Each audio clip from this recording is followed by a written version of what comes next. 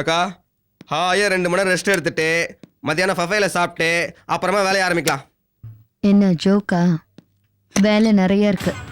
எனக்கு வேலை இருக்குன்னு சொல்லு. வேலையை கொடுத்து வெளியே அனுப்பிச்சிட்டு நீ ஹாயா ரெஸ்ட் எடுக்க போற. வீரா கொடுத்த கவரை தொலைச்சது நீதானே? ஆமா. அதுல இருக்கிற இன்ஃபர்மேஷன்ஸ் எல்லாம் கலெக்ட் பண்ண வேண்டாம்? அப்புறம் பார்த்துக்கலாம்னு சொல்லிட்டு இப்போ பனிஷ்மெண்ட் கொடுக்குற. அந்த கலெக்டர் எங்க இருக்காங்க? அவங்க குடும்பத்துல யார் யார் இருக்காங்க? வீட்டை சுத்தி செக்யூரிட்டிஸ் எத்தனை பேர் இருக்காங்க? அந்த செக்யூரிட்டிஸ் எத்தனை மணிக்கு ஷிஃப்ட் மாறுறாங்க? வீடோட பிளான், லே அவுட், சுத்தி இருக்கிற நெய்பர்ஸ் எல்லாமே வேணும். இதை கலெக்ட் பண்றதுக்கு எனக்கு 2 நாள் ஆகும். 2 மணி நேரம் தான் இருக்கு. அப்புறம் அதோடு சேர்த்து அவங்களோட பப்ளிக் அப்பேரியன்ஸ், மீட்டிங்ஸ், அந்த மாதிரி ஃபங்க்ஷன்ஸ் எதாவது இருக்கும்ல, ஆமா அதெல்லாம் வேணும். ரொட்டீனா இந்த வீக் ஃபுல்லா அவங்களோட ப்ரோக்ராம் என்னன்னு எனக்கு தெரியணும். சரிக்கா. ஆஃபீஸில் வச்சு போடுறது பப்ளிக்ல நிறைய பேர் இருப்பாங்க, நாட் அட்வைசபிள். வீட்டில் வச்சு போடுறதும் அவ்வளவா கம்ஃபர்டபுளாக இல்லை எனக்கு.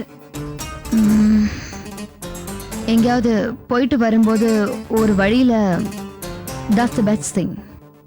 போ, இந்த டீட்டெயில்ஸ் எல்லாம் கலெக்ட் பண்ணிட்டு அவங்களோட ப்ரோக்ராம் டீட்டெயிலாக வாங்க மறந்துடாத இந்த வாரத்துக்கு. அக்கா பசிக்குதுக்கா.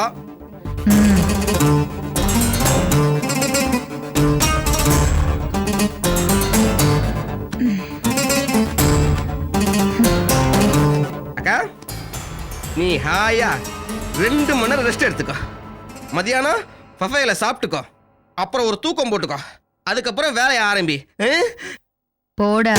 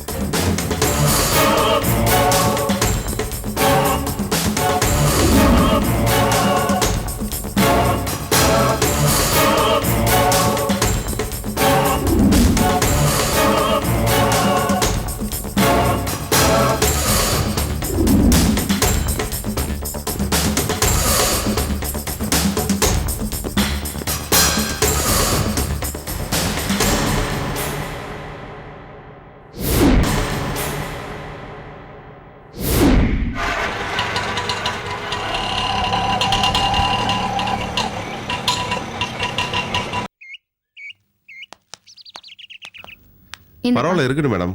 புடி. Thank you, அப்புறம் madam. உன்னை அடுத்த தடவை பார்க்கும்போது யூனிஃபார்ம்ல கரெக்டா இருக்கணும். சரி மேடம். சரண்யா, ஏன் ஆட்டோல வந்த? கார் என்னாச்சு? கார் வர வழியில ரிப்பேர் ஆயிடுச்சு. மெக்கானிக் ஷெட்ல காரை விட்டுட்டு நான் ஆட்டோல வந்தேன். மா, ரவி வந்துட்டாரா? இன்னும் வரலம்மா. எப்ப வரேன்னு ஏதாவது சொன்னாரா? இல்லம்மா. ஏன் கேக்குற? இமீடியட்டா பேசணும்னு பண்ணேன். ரொம்ப நேரமா ரிங் போயிட்டே இருக்கு. போனே எடுக்க மாட்டேங்கிறாரு. இது பாருங்க.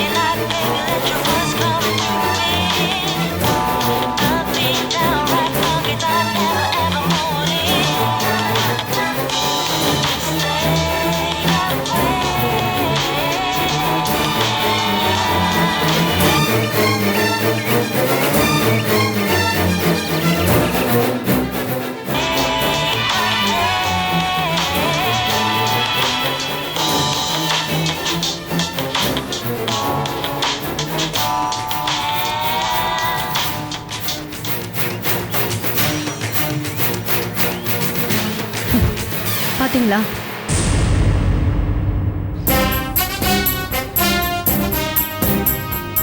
அவ்வளவு அவசரமா அவங்ககிட்ட என்னம்மா பேசணும்? ஏதாவது முக்கியமான விஷயமா? ரவி என்ன பிசினஸ் பண்றாருன்னு உங்களுக்கு ஏதாவது தெரியுமாமா? அது அது ஏன்னா நான் எத்தனை தடவை கேட்டாலும் மழுப்புறாரே தவிர கரெக்டா சொல்ல மாட்டேங்கிறாரு. எனக்கு எதுவும் தெரியாதும்மா. என்கிட்ட மட்டும் அவன் எல்லா விஷயத்தையும் சொல்லிக்கிட்டா இருக்கா. அப்புறம் ரவிக்கு ஜெயராம்னு யாராவது ஃப்ரெண்ட் இருக்காங்களா? ஜெயராமா எனக்கு அப்படி யாரும் தெரியாதுமா. ஏமா திடீர்னு இதெல்லாம் விசாரிக்கிற? இல்ல, சும்மாதான்.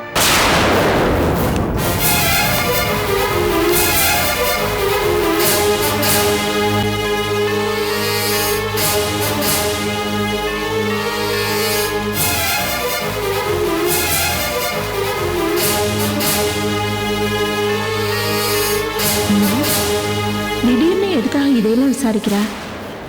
ரவி ஏதாவது பிரச்சனையில மாட்டிக்கிட்டானா?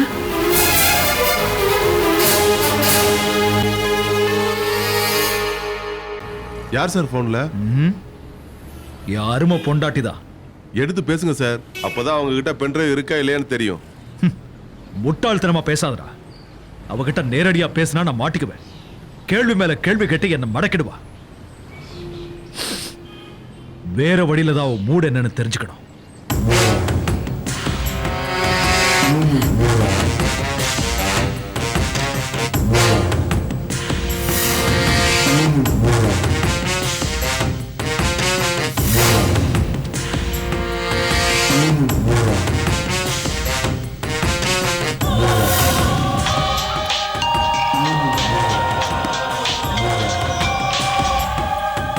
டேய் ரவி, எங்கடா இருக்க? என்னாச்சு? என்னாச்சுன்னு கேக்குறேன்ல. அம்மா, நான் தான் உங்ககிட்ட பேசுறேன்னு காட்டிக்காத. நான் கேட்கறதுக்கு ஆமா இல்லைன்னு மட்டும் பதில் சொல்லு. சரண்யா வீட்டுக்கு வந்துட்டாளா? வந்துட்டேன். உன் பக்கத்துல இருக்கான ரூமுக்கு போயிட்டாளா? ரூமுக்குள்ளதான் இருக்கா. அவ வீட்டுக்கு எதிர வந்தா? கார்லயா ஆட்டோலயா? அவ கார் ரிப்பேர் ஆயிடுச்சுன்னு சொல்லி ஆட்டோல தான் வந்தா.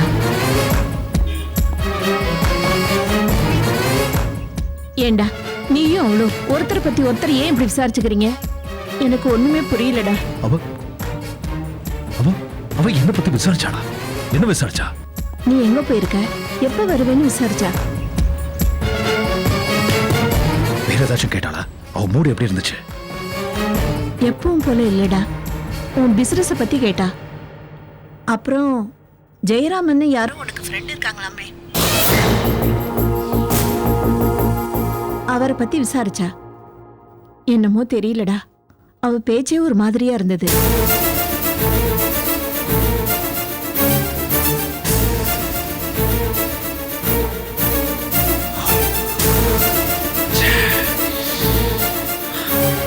நான் எதிர்பார்த்ததுதான்.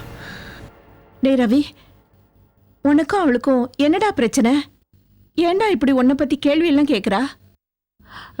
ஏதாவது வில்லங்கத்துல மாட்டிக்கிட்டியா? அம்மா, இப்ப என்கிட்ட எதுவும் கேட்காத. நேரம் வரப்போ நானே உன்கிட்ட எல்லா விஷயத்தையும் சொல்றேன். அது வரைக்கும் அமைதியாரு. சரண்யா என்ன பண்றாங்கிறத மட்டும் அப்பப்போ எனக்கு ஃபோன் பண்ணி சொல்லு. புரிஞ்சுதா? நான் ஃபோன் பண்ண விஷயம் கூட அவளுக்கு தெரிய வேண்டாம். நீ பேசுறத பார்த்தா எனக்கு பயமா இருக்குடா. எந்த பிரச்சனையா இருந்தாலும் பரவாயில்ல, முதல்ல வீட்டுக்கு வாடா. எதுவா இருந்தாலும் சமாளிச்சுக்கலாம், புரியுதா? நீ புரியாம பேசாதம்மா. வீட்டுக்கு வர நிலைமையில இப்ப நான் இல்ல. நீ எதையும் போட்டு குழப்பிக்காத, எனக்கு எதுவும் ஆகாது. நானே திரும்ப உனக்கு ஃபோன் பண்றேன். திரும்பவும் சொல்றேன், நான் உன்கிட்ட பேசின விஷயம் அவளுக்கு தெரியவே கூடாது. புரிஞ்சுதா? சரிடா. டேய் ரவி,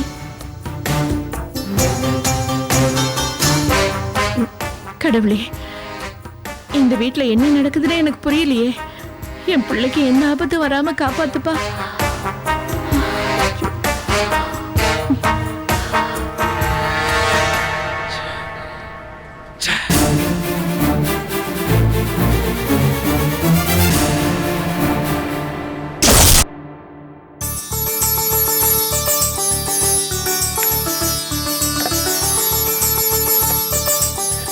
அக்கா, எல்லா துணியும் அயன் பண்ணிட்டியா? பண்ணிட்டேன்க்கா. ஊர்ல இருந்து இப்பதான் வந்திருக்க. ஒரு 2 நாள் ஆத்துல நல்லா ரெஸ்ட் எடுத்துட்டு மத்த காரியத்தெல்லாம் பார்க்கலாம்ல. பரவாயில்லக்கா, நான் மாத்து வேலையை செய்யறதுக்கு 4 லட்சத்தெல்லாம் பார்த்துட்டு இருக்க முடியுமா? நல்ல பெரிய மனுஷி மாதிரி பேசு. சரி, இதையெல்லாம் கொண்டு போய் அந்த பீரோல வச்சிடு. சரிக்கா. விஜய், நான் பக்கத்தாத்து வரைக்கும் போயிட்டு வந்துடுறேன். ஆத்து பாத்துக்கோ.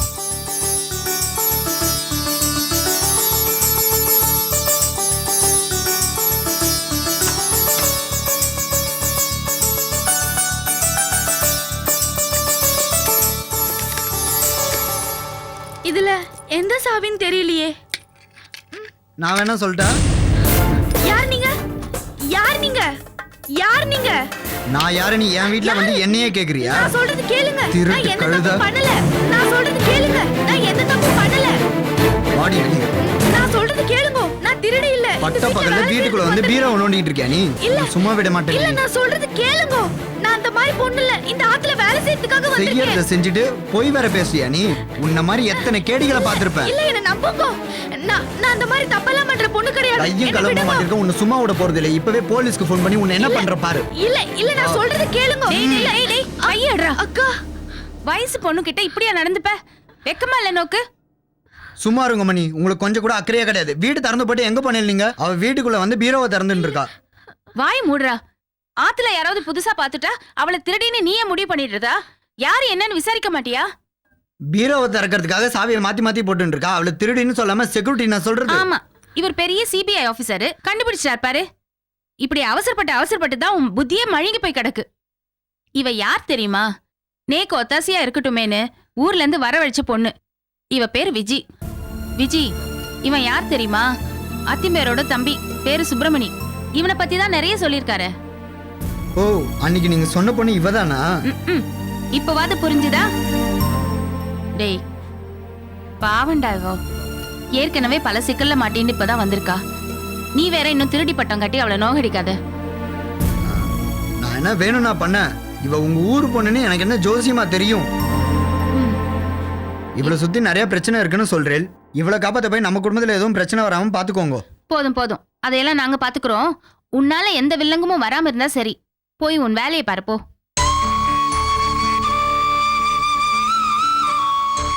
சாரி விஜி, அவனுக்காக நான் உன்கிட்ட மன்னிப்பு கேட்டுக்கிறேன். நீங்க எதுக்குக்கா என்கிட்ட மன்னிப்பெல்லாம் கேட்டுட்டு இருக்கீங்க? சரி போ, உள்ள போய் வேலையை பாரு போ.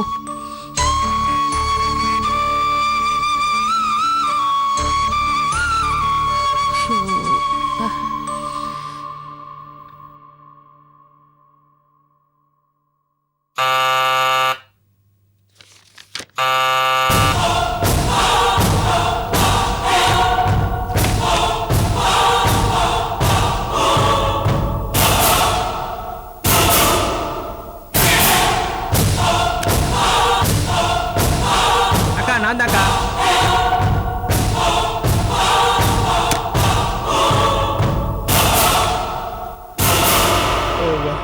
என்னாச்சு? எல்லா விஷயத்தையும் கலெக்ட் பண்ணிட்டேக்கா. இந்த சின்ன விஷயத்துல கண்ணா இருப்பான். கலெக்டர் பைரட்டா சொல்றேன் கேட்டுக்க. கலெக்டர் பேரு Saranya, 1998 IAS batch second rank. ரொம்ப போல்டானவங்க, நேர்மையானவங்க, எதுக்குமே பயப்பட மாட்டாங்க. சுனாமி வந்தப்போ கடலூர் மாவட்டத்தில் நல்ல வேலை செஞ்சு மக்கள் மத்தியில் நல்ல பேர் வாங்கியிருக்காங்க. அந்த ஒரே காரணத்துக்காக பீகாருக்கு டிரான்ஸ்ஃபர் ஆகி அங்கேயும் மக்கள் மத்தியில் நல்ல பேர் வாங்கி இப்போ காஞ்சிபுரம் மாவட்டத்துக்கு டிரான்ஸ்ஃபர் ஆகி வந்திருக்காங்க. ஹஸ்பண்ட் பேர் ரவிசங்கர், தொழில் பிஸ்னஸ். சன் நவீன், வயசு 6. தெரியும், நல்லா தெரியும். நான் தெருவா கஷ்டப்பட்டு எல்லா விஷயத்தையும் கலெக்ட் பண்ணிட்டு வருவேன். நீ உட்கார்ந்த இடத்துல புள்ளியாறு மாதிரி எல்லா விஷயத்தையும் கலெக்ட் பண்ணி வச்சிருவேன். அப்புறம் எதுக்கு என்ன அனுப்புற? கூல் டவுன் சின்ன. எல்லா இடத்தையும் நீ நேரில் பார்த்துட்டல, உன்னோட அபிப்பிராயம் என்ன? அக்கா, கலெக்டர் போட்டோல தான் பார்க்க முடியலையே. சரி, நேர்லயாவது பார்த்தலான்னு வீட்டுக்கு போனா, பைதவே வீடு சென்னையில தான் இருக்கு. ஆனா அவங்கள பார்க்க முடியல. காஞ்சிபுரத்துல ஆபீஸுக்கு டெய்லியும் சென்னையில இருந்து கார்ல தான் போயிட்டு வராங்க. ஆஃபீஸில் வச்சு போடுறது ரிஸ்க்குன்னு நீயே சொல்லிட்ட. வீட்டில் வச்சு போடலான்னு பார்த்தா அங்கேயும் செக்யூரிட்டி ரொம்ப டைட்டாக இருக்கு. சரி, வழியில் வச்சு போடலான்னு பார்த்தா அதுவும் நமக்கு ரொம்ப ரிஸ்க்கு. ஸோ நான் என்ன சொல்ல வரேன்னா, இந்த வேலை உருப்படாது, திரும்ப போயிடலாங்கிறியா? ஏன்க்கா டென்ஷன் ஆகிற? நான் தான் இன்னும் முழுசாக சொல்லி முடிக்கவே இல்லையே. நாளை காலைல 11 மணிக்கு ஒரு பப்ளிக் மீட்டிங் இருக்கு.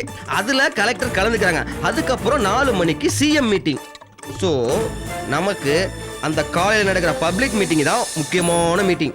அங்கே வச்சு கலெக்டரை நாம போடுறோம். அந்த இடத்தையும் நான் போய் பார்த்துட்டு வந்துட்டேன். நீ மறுபடியும் அங்கே போற.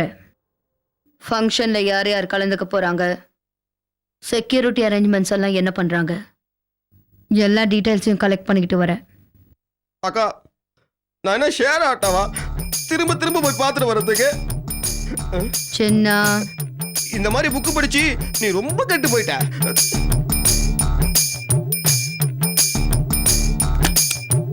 சின்ன குளிச்சுட்டு போறேன்க்கா.